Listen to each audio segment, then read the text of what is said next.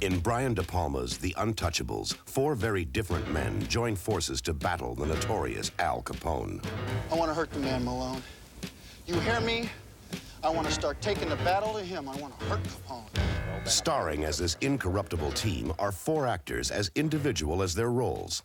Kevin Costner, Sean Connery, Charles Martin Smith, and Andy Garcia. On location in Chicago, the cast spoke about The Untouchables and the gangster era.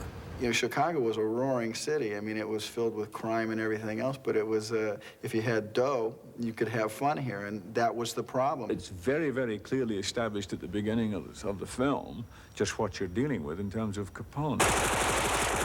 There is violence in Chicago, of course, but not by me and not by anybody I employ, and I'll tell you why, because it's not good business.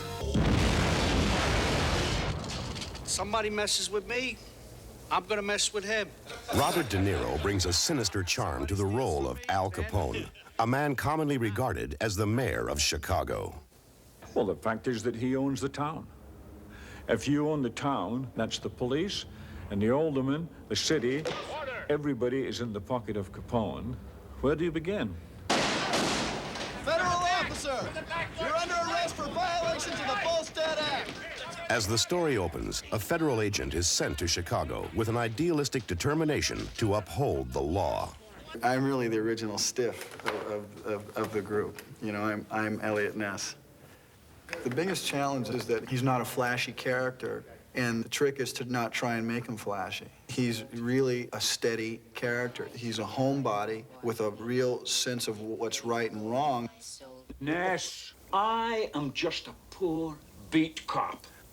Now, how can I help you? Ness teams up with Jimmy Malone, an honest cop who teaches him the ropes in Chicago.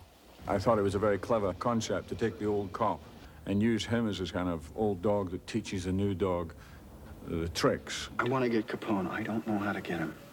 You want to get Capone? Here's how you get him. He pulls a knife, you pull a gun. He sends one of yours to the hospital, you send one of his to the morgue. That's the Chicago way. And that's how you get Capone. Ness and Malone recruit George Stone, a rookie who wants to clear the gangster image from his Italian heritage.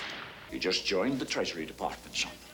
Well, he's a kid who basically grows up on the same side of the street as Capone did. He probably would have been very high in the echelon of henchmen in the Capone organization if he wanted to. So therefore, he tried to go the other direction.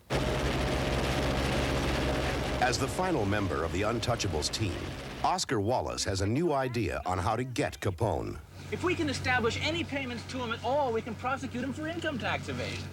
Wallace is an accountant who has this idea. For everything that Capone did, never mind, you know, the murder and all that stuff, yes, I mean, he's done it, but we're never going to catch him on it. But we can catch him on tax evasion. I think what's interesting is that the four of us are quite different the same way the four Untouchables are different. I think probably it's very good casting in that when Brian put the four of us together, he was looking for four very different guys who are brought together. Normally, they would have nothing in common, but this one thing is what brings them together. I think that makes a very good drama. If you walk through this door now, you're walking into a world of trouble. And there's no turning back, you understand? Yes, I do. Get your hands in the air! The Untouchables launch an all-out war against the Capone Empire, including a stakeout at the Canadian border. This major action scene was staged in Montana and required the use of horses, guns, and classic cars. The next thing you know, we find the Untouchables racing across this field, and Sean and I break off to the left, and we're going to stop a car that's getting away. And so Sean and I dismount, we run into the middle of the road, and the car comes hurtling toward us, and we completely open up on it. I empty my shotgun on it. Sean gets to do the great movie thing of emptying his machine gun. I mean, it's really why you do the movies, to get to shoot the bad guys and stuff. The gun battles escalate, culminating in a pivotal shootout on the steps of Chicago's Union Station, a scene that displays the well-known visual style of Brian De Palma. There's a constant theme of family in here. Capone's organization is like a family.